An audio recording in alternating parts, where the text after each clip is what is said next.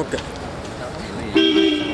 ಸರ್ಕಾರ ಈಗಾಗಲೇ ತುರ್ತು ನಿಯಮದ ಅಡಿ ರಸ್ತೆ ಅಗಲೀಕರಣ ಕಾರ್ಯ ಪ್ರಾರಂಭ ಮಾಡಬೇಕು ಅಂತೇಳಿ ಆದೇಶ ಹೊರಡಿಸಿದ್ದು, ಆ ಹಿನ್ನೆಲೆಯಲ್ಲಿ ಈಗಾಗಲೇ ಜಿಲ್ಲಾಡಳಿತ ಕಾರ್ಯ ಕೈಗೊಳ್ತಾ ಇದ್ದಾರೆ. ಆದರೆ ಕೆಲವೊಂದು ಜಾಗದಲ್ಲಿ ಈ ರಸ್ತೆ ಮಧ್ಯೆ ಒಂದು ಪಾಯಿಂಟ್ ಏನು ಗುರುತಿಸಬೇಕು, ಆವಾಗ ಒಂದು ಕಡೆಯಿಂದ ಮಾತ್ರ ಇವರು ಅಳತೆ ಮಾಡ್ತಾಯಿದ್ರು.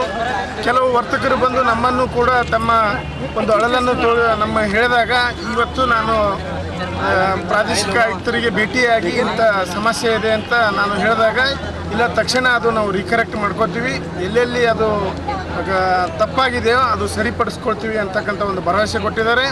ಮತ್ತು ಇನ್ನೊಂದು ಮುಖ್ಯವಾದ ವಿಚಾರ, ರಸ್ತೆ ಅಗಲೀಕರಣ ಕಾರ್ಯ ಯಾವಾಗ ಪ್ರಾರಂಭ ಆಗುತ್ತೆ ಅಂತ ನಾವು ಕೇಳಿದಾಗ, ಈಗಾಗಲೇ ಫೋರನ್ ನೋಟಿಫಿಕೇಷನ್ ಮಾಡಿದ್ದೀವಿ. ಆನಂತರ ನಾಳೆ ಅಥವಾ ನಾಡಿದ್ದು ಗೆಜೆಟ್ ನೋಟಿಫಿಕೇಷನ್ ಆಗುತ್ತೆ.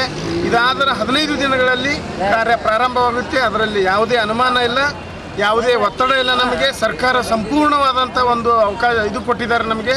ಅದಕ್ಕಾಗಿ ಯಾವುದೇ ಒಂದು ಅದರಲ್ಲಿ ಅನುಮಾನವೇ ಇಲ್ಲ ಅಂತಕ್ಕಂಥ ಮಾತು ಹೇಳಿದ್ದಾರೆ. ಸುಮಾರು 3 ವರ್ಷಗಳಿಂದ ಕರ್ನಾಟಕ ರಕ್ಷಣಾ ವೇದಿಕೆ ನಿರಂತರವಾಗಿ ರಸ್ತೆ ಅಗಲೀಕರಣ ಮತ್ತು ರೈಲ್ವೆ ಕೆಲಸಕ್ಕಾಗಿ ಹೋರಾಟ ಮಾಡುತ್ತಿದ್ದು, ಈಗ ನಮಗೆ ಜಯ ಸಿಕ್ಕಂತಾಗಿದೆ.